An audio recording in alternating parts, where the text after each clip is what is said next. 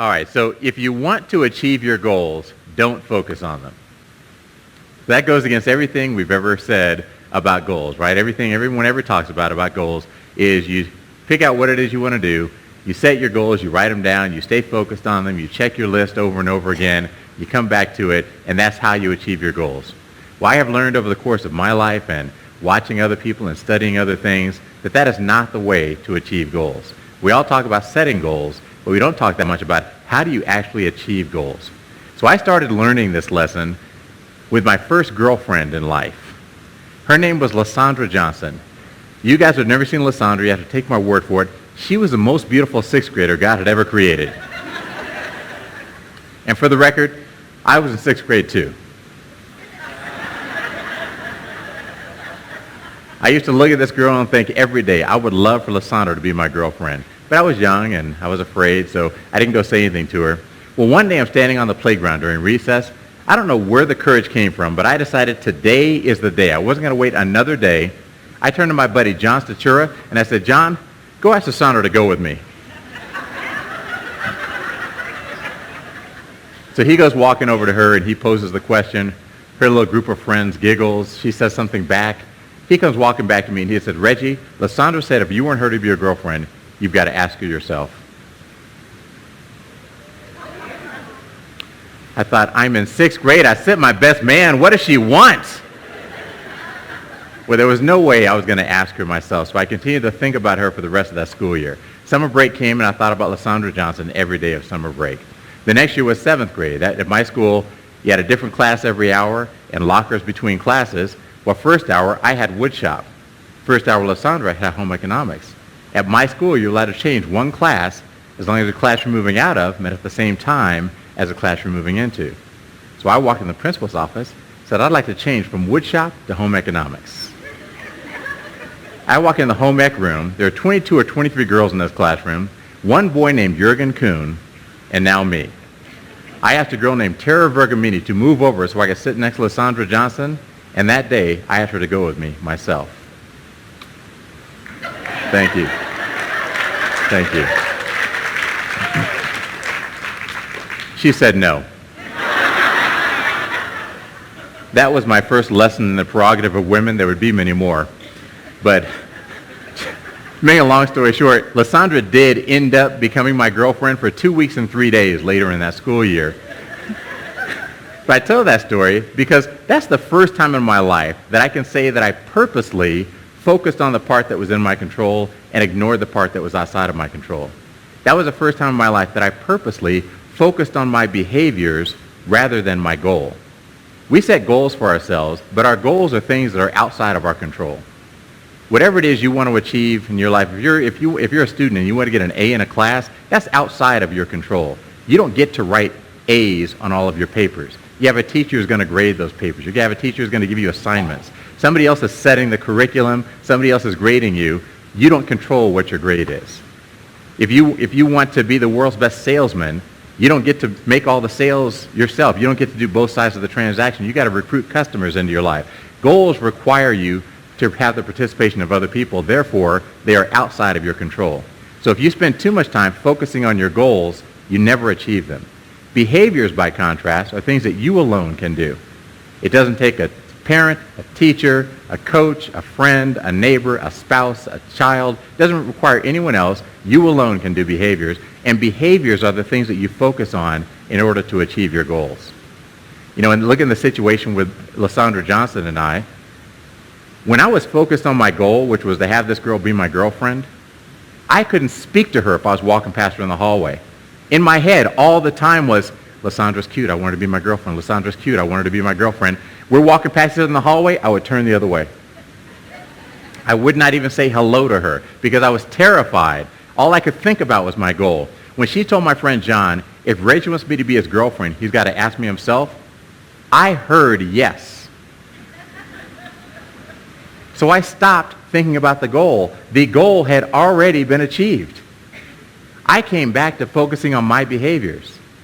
Once I started focusing on my behaviors, I figured out what class she had in first hour. I learned the rules at our school about changing classes. I went to the principal's office talking to adults. saying, hey, listen, I got to change classes. I got a girl to catch. I walk in the home ec room, a room full of girls. I was afraid to talk to one girl. Now there's a room full of girls. And I was like, ladies, I'm here. I asked Tara to move over so I could sit next to Lysandra, and she did. I had a little swagger to me because I heard yes.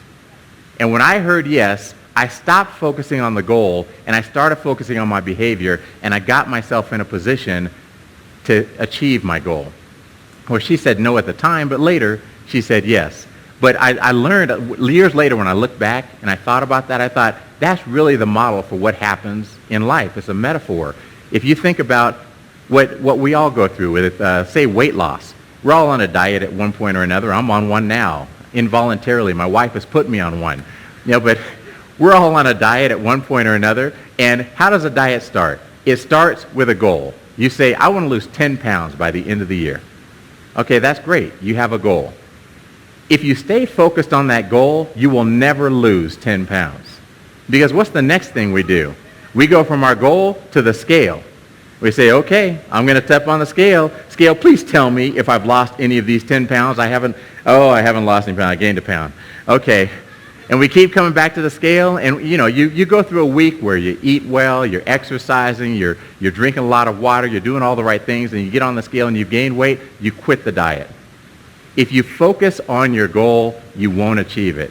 Instead, you have to focus on your behaviors. Your behaviors are what are in your control. You control the food that you put in your mouth. You control the liquids that you put in your mouth.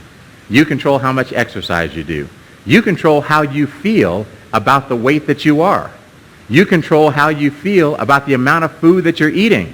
You could either be like, feel deprived and miserable. Oh my God, this is the worst thing in the world. I'm eating less than I used to eat, and I'm starving all the time. I feel miserable. I can't believe I'm on this diet. It's awful.